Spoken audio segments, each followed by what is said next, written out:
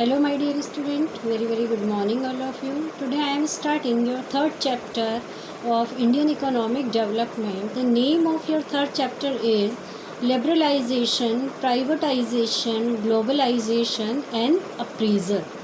Means liberalisation, privatisation और globalisation का एक मूल्यांकन कि ये जो पॉलिसीज़ गवर्नमेंट ने अप्लाई की इंडिया में उनका क्या प्रभाव पड़ा, कितनी वो सक्सेसफुल रही.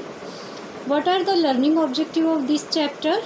Introduction, reason for economic reforms, the new economic policies, liberalization, privatization, globalization and appraisal of LPG policies. LPG is the short form of liberalization, privatization and globalization. Demonetization, goods and service tax, GST. What is the full form of GST? Goods and service tax. Introduction. Since independence, India followed the mixed economic system by combining the advantage of market economic system with those of the plant economic system. कि जब भारत देश आज़ाद हुआ, सबसे पहले हमारे प्रधानमंत्री बने पंडित जवाहरलाल नेहरू. तो उन्होंने दोनों ही इकोनॉमिक सिस्टम, कैपिटलिस्ट और सोशलिस्ट इकोनॉमिक सिस्टम, दोनों की कुछ अच्छाइयाँ देखते हुए भारत में मिक्स्ड इकोनॉमी पॉलिसी अप्लाई की. But in really the public sector dominated the control and regulation of our economy and private sector was ignored. कि शुरू में क्या हुआ कि सरकार का पूरा ध्यान सरकारी सेक्टर पर यानी पब्लिक सेक्टर पे था और प्राइवेट सेक्टर को देखा जाए तो शुरू में प्राइवेट सेक्टर बहुत ज़्यादा सक्सेस नहीं रहा, वो बहुत इग्नोर होता था. There was a huge investment in the public sector and very low investment in the private sector. कि सरकार का सबसे ज़्यादा इन्वेस्टमेंट होता था पब्लिक सेक्टर में, प्राइवेट सेक्टर में लोगों का विश्वास भी कम था, कम पैसा लगाते थे. The dominance of public sector for about 4 decades led to establishment of various rules and laws which hampered the process of growth and development. कि पब्लिक सेक्टर का डोमिनेंस ये चलता था, उसकी वजह से उतना ज़्यादा प्रोग्रेस नहीं हुआ हमारे देश में, ग्रोथ और डेवलपमेंट भी नहीं हुआ. रीज़न फॉर इकोनॉमिक रिफॉर्म्स यानी इकोनॉमिक आर्थिक रिफॉर्म यानी कि जो अच्छाइयाँ लाई गई या जो चेंजेस लाए गए उसके पीछे क्या कारण था इकोनॉमिक रिफॉर्म आने के पीछे.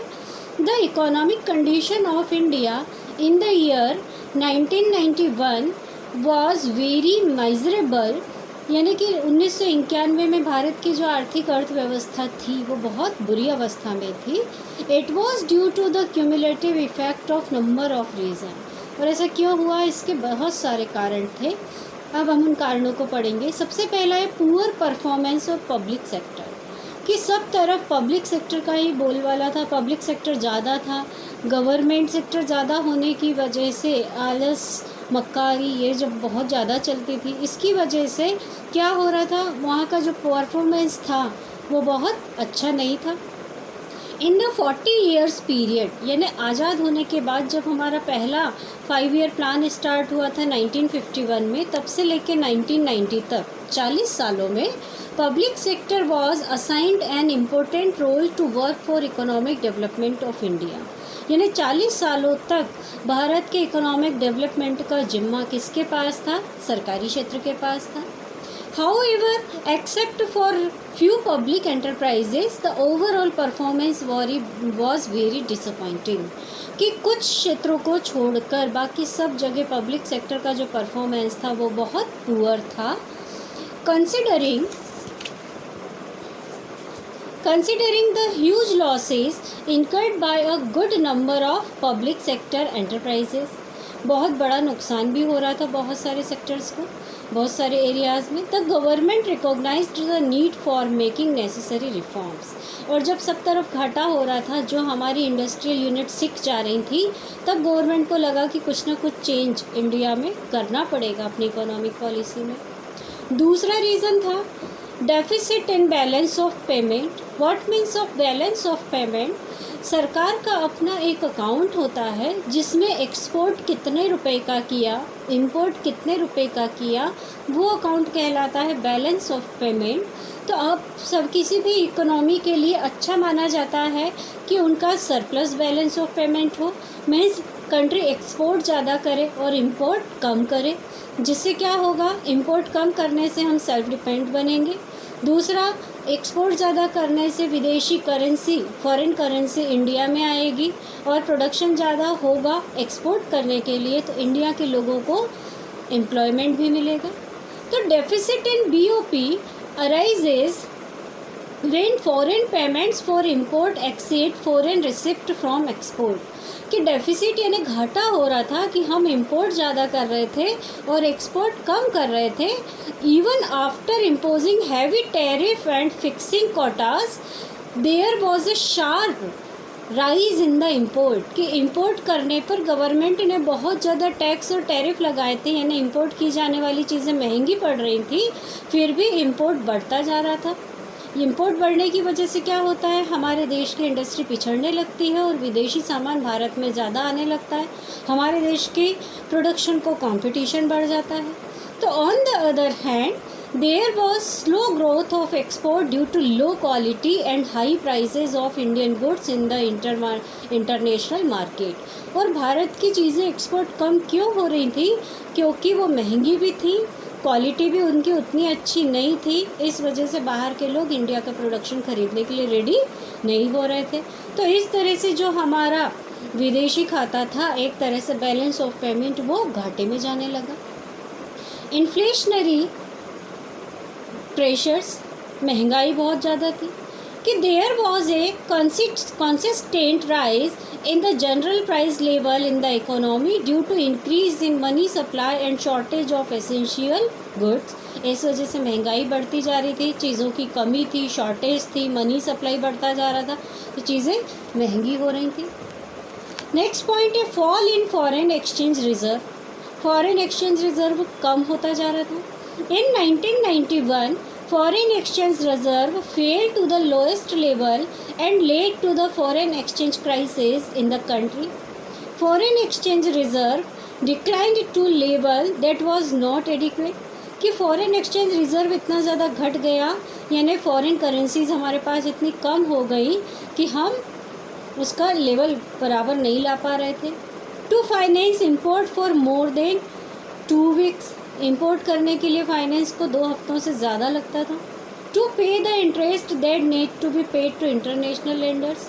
इंटरेस्ट भी बहुत ज़्यादा देना पड़ रहा था। Huge burden of debts. कर्जों का भार बढ़ता जा रहा था। डेब्ट यानी कर्जे बढ़ते जा रहे थे। The expenditure of government was much higher than revenue. सरकार का खर्चा अपनी इनकम से ज़्यादा हो रहा था। As a result government had to borrow money from banks. इसलिए गवर्नमेंट को उधार लेना पड़ रहा था बैंक से। Public and from international financial institution. बैंकों से, पब्लिक से, इंटरनेशनल फाइनेंशियल इंस्टीट्यूशन, यानी जहाँ से भी सरकार को कर्जा मिल रहा सरकार लेती जा रही थी। कर्जे का भार भी बढ़ता है, दूसरा इंटरेस्ट चुकाने का भी भार बढ़ता है सरकार को। इनएफिशिएंट मैनेजमेंट, कि जो मैनेजमेंट था वो भी सही नहीं था। The origin of the financial crisis can be traced from the inefficient management of the Indian economy. Crisis of 1991 forced India for financial help from IMF and world bank. कि जो 1991 में परेशानियां आई, क्राइसिस आए, उसके कारण इंडिया को international mutual fund या monetary fund, international monetary fund और वर्ल्ड बैंक से फाइनेंशियल हेल्प लेनी पड़ी। The new economic policies on the page number 3.3। New economic policy 1991 में गवर्नमेंट ने जो इंट्रोड्यूस की पॉलिसी देश की इकोनॉमी को अच्छा करने के लिए, वो कहलाती है new economic policy. The new economic policy was announced in July 1991। It consisted of wide range of economic reforms. इसमें बहुत इकोनॉमिक रिफॉर्म यानी इकोनॉमिक क्रांति आई एक तरह से। The main aim of the policy was to create a more competitive environment in the economy. और इस policy का मुख्य उद्देश्य था कि भारत में कंपटीशन का वातावरण बनाना and remove the barriers to entry and growth of firms, और नई फर्म्स को आने पर प्रतिबंध हटाना। नेक्स्ट वीडियो में अपन इकोनॉमिक पॉलिसी के बारे में पढ़ेंगे।